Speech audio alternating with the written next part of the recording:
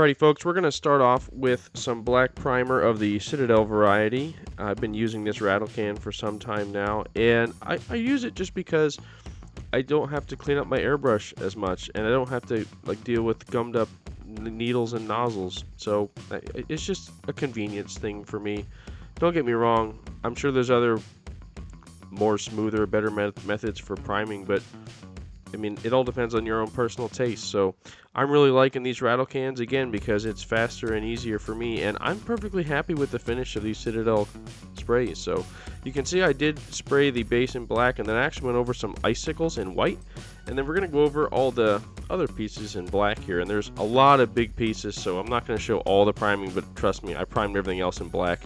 So the next thing was I used some different metallics here. I'm using the Ammo Atom range, which is their newest release, their newest version from Ammo. These paints spray like lacquers, they brush like acrylics. They're beautiful paints. They're no longer the middle of the road, not good at anything Atom or Ammo paints that they used to be. So these are really great. But you can see I'm just spraying down the base coat of, in this case, it's like a gunmetal. And you're just going to see here after a while, we're going to be layering up many layers of paint, including some dry brushing, just including some highlights and things like that. We're going to be doing a lot to this piece. So this is definitely one of the most intricate bases that I've done in a while. You can see what I'm doing here is I'm adding silver, which is just a brighter version. So essentially you have like metallic black is a nice dark silver color. Then you go to gunmetal, it's a little bit lighter, and then silver to me is one of the brightest silvers. And what I'm really doing here is I was highlighting the icicles, and the idea is I've done this back on Lysel, I've done this on other models before, and this is a trick I've even showed my patrons how it works with something similar to stained glass back on Black Cat, which all these videos I'm referencing are in my description below, so definitely go check those out. But if you put a silver back down, like a silver base down, and then you paint over with a translucent paint. So in this case I'm using a Citadel blue paint here. I think it's like ultramarine blue or something. What you actually get is this cool metallic blue effect, but it also kind of has like a gem like effect, almost as if it has it's printed in clear resin and then painted. So it's a good way to avoid having to print in clear resin, which can get very expensive very fast, and it also is slow because of it being clear. It takes longer to print, and again, you can just create that gem-like effect just using metallics, and I think it turned out really nice. You can see what I did there next was I just dry brushed it with some different blues, and I know it seems a little dark for icicles, but remember, this is only our base layer.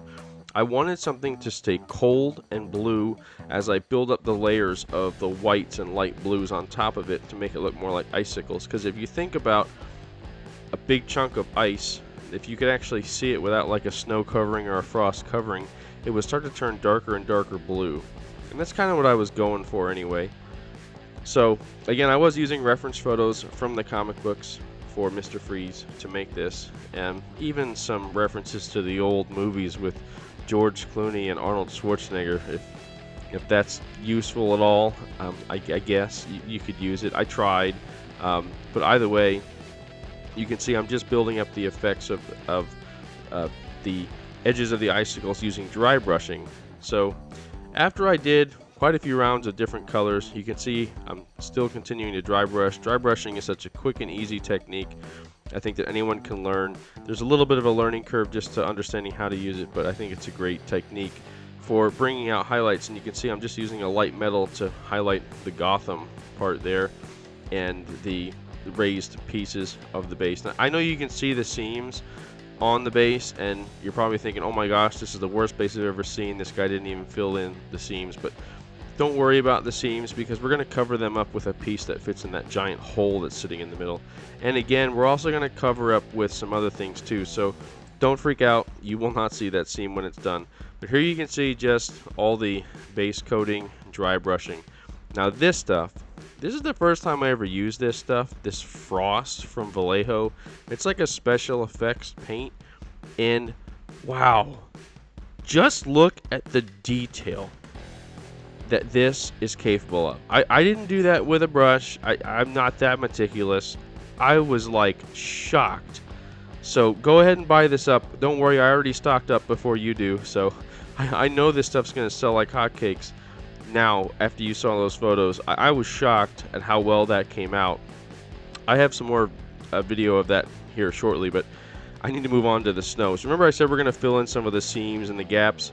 So I've done this way back when I did my T-34 diorama, which is a tank, a Russian tank I did many months ago.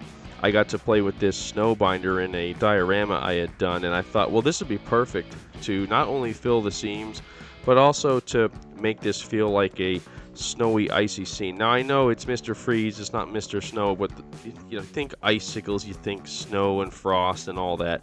And I just wanted to kind of bring it all together, and I think it worked out well. So this stuff that I used, it kind of binds some. It's not glitter; it's like a powder that goes down, and it binds it. There's actually a binding agent to it, and then it's really nice and thick. And then the last piece is you take what looks like the same powder, and then you just mix in some PVA glue, which is like white Elmer's glue basically, and water, and you just apply it with a dropette, or a pipette, I'm sorry, with a dropper, and it actually will glue it fast.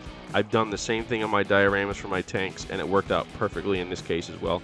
Here you can see I was trying to get an up close to show you that frost. You can also see how the snow fills in the gaps, and it does dry to a nice finish, and it does look like wet snow when it's done. Special thank you to my patrons that support my work. If you're interested in daily vlogs, how-to videos, high-resolution photos, early access videos, discounts at my store, and free printable files, check out my Patreon and see how you can get exclusive access to all this extra content. Next, we're going to get started on his armor, Mr. Freeze's armor, and I mixed up two different shades of metallics here. I have this blue shade that comes in the metallic set, or you can buy it individually. The mixture is about 50-50 to get this kind of a look. It still gives you a blue look, but it's not too bright a blue. And essentially it works as a good base coat, and then what you can do is highlight in blue. And these pieces are massive, by the way. I mean, I have big hands, I'm a big guy. These pieces are massive. When he gets put together, he's over 2 foot tall, and this is 1/4 scale. I mean, Mr. Freeze with this base is just huge. This thing weighed like 8 pounds when I was done, but anyway, I'm going way off. So let's get back to the painting. You can see after I have my base coat down, you can see I didn't mask anything. I'm just painting the bluish silver color down over his armor, and then I'm using this metallic black. This is like one of my favorite colors. I've used this so much ever since finding this color. It's a great base color for any kind of silvers, because what it does is it acts perfectly as a base coat for then dry brushing over, because it still gives you that steel look without being too bright. And then you'll see when I come back over this with a dry brush later how it just pops. I mean, the contrast is just perfect. But what I'm doing is, again, I'm not masking. I'm just using this metallic black to select out certain parts of armor that I wanted to make silver instead of blue, or in this case like a dark metallic color. The other thing we need to do is add in some fluorescence. I love adding fluorescence to parts because it makes them literally glow under UV light, and I mix in a little bit of ink to help give the fluorescent paint just a little bit more oomph when you spray it down, because fluorescent paint is very thin. I will say that I don't think I recorded it, but after I sprayed it with an airbrush, I wasn't happy with the amount of fluorescent pigment that was on the parts, and I did end up brushing it on by hand. And I will say that as nice as it is to be able to airbrush, and there is a huge benefit to it, the airbrushing of the fluorescent allows you to do some really cool things like object source lighting. But if you want good coverage and make it look blue, you need to brush it on in this case, and I did, and you'll see that a little bit later. So let's get back to the dry brushing I talked about. So you can see this is his tank that he has on his back, and you can see I did the same thing as his armor. There's blue bits, there's the dark metallic bits, and you can see how when I dry brush this with a light silver color, how all those little details just pop, whether it's over top of the blue or over top of the metallic black.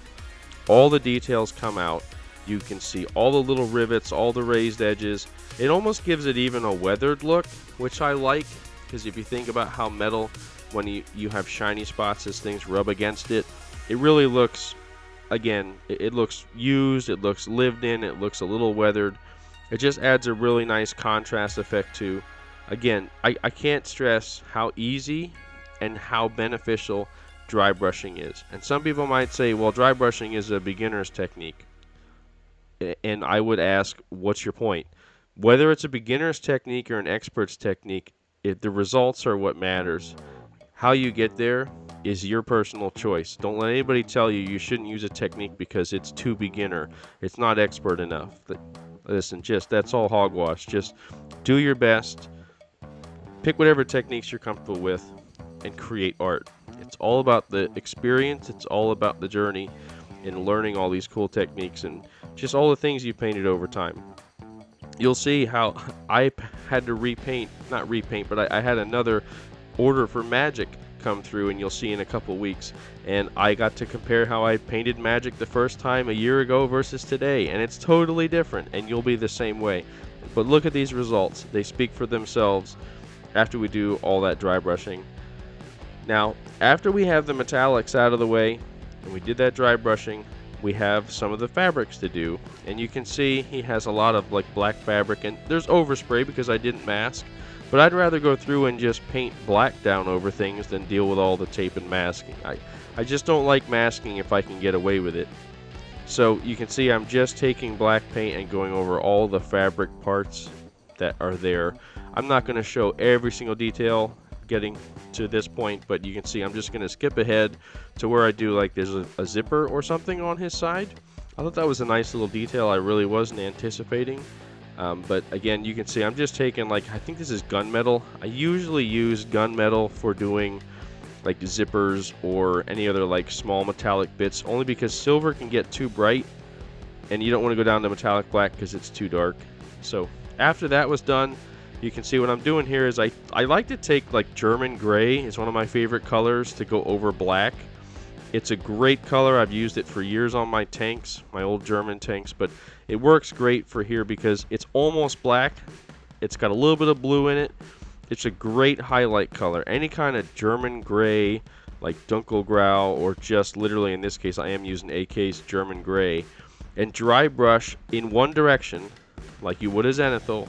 Dry brush from the top down so you catch the top edges of those folds, and now all of a sudden that boring black figure now has all this contrast on all those little folds, and that's what you really want. Here you can see I'm just showing you how the fluorescents are glowing after I painted them with a brush.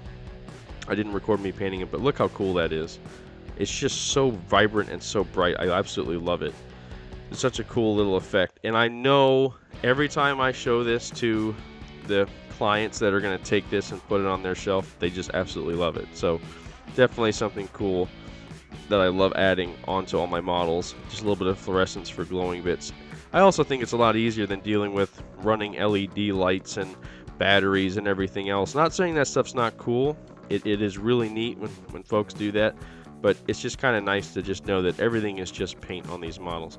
And you can see I'm having to stand up to put him together, and this is just his main body. At this point, he is at the 2-foot mark with his gun up in the air. So just model is just great.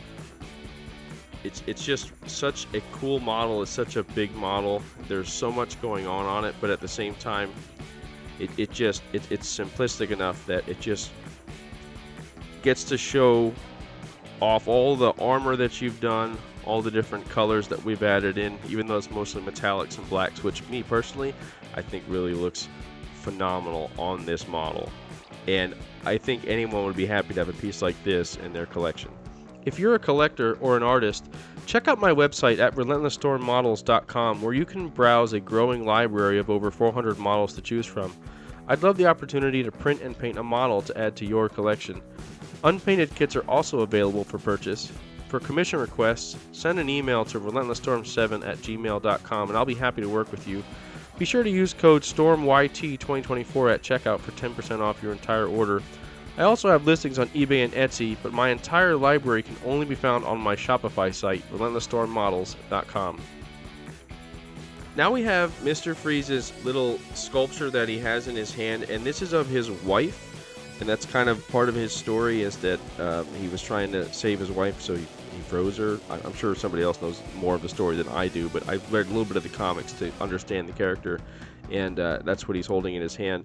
Now, to do his head, this is really the only skin tone we have to do on this model. I just gave it a zenithal from the top, and remember, he's Mr. Freeze, so we want to keep things cold. These guys at B3D Zerk, it's the same group that does Wicked Studios and like the Star Wars ones too. These guys, you know, I hear bad things about them, but I actually think their work is phenomenal. They do such a great job. What I did here was I put a little bit of blue on his veins, and then I sprayed a dark blue from Citadel, like a darker blue color, cold blue from below to create shadows, and then I'm just doing like a light skin tone from above to fill everything in, again, to kind of blend it all together. I did the same trick on the sculpture that he's holding of his wife, and I actually tried to just do more cold tones again. And then you can see here for his lips, I'm using like a bluish gray, just a dark bluish gray to fill that in again, because he's supposed to be Mr. Freeze. He's cold, he's frozen. You can see how with the light shade of skin tone, you have that little bit of the veins popping out there, so it's kind of cool to see that. I painted his glasses, his goggles I should say, in the rubbery black color. I did do some dry brushing on it. I didn't show, just to again make the highlights a little bit with like a gray. And then I used this silver backing, and the idea was I was going to use a translucent red, and the red I chose didn't show up as good as I'd hoped. But there's a trick to this. That I maybe I even forgot during this. I don't know. Maybe I was just being funny. But the trick is you put the silver backing down, then use the red translucent paint, and it's going to dry flat, and you're going to say, this didn't work at all, Storm. What are you talking about? But there's a third step, and that is to put the gloss down, just like you would over eyes and stuff. Put the gloss down. I did do that. I just forgot to show it, and it looks really, really good. And there we have Mr. Freeze's head in place, and he is looking wonderful.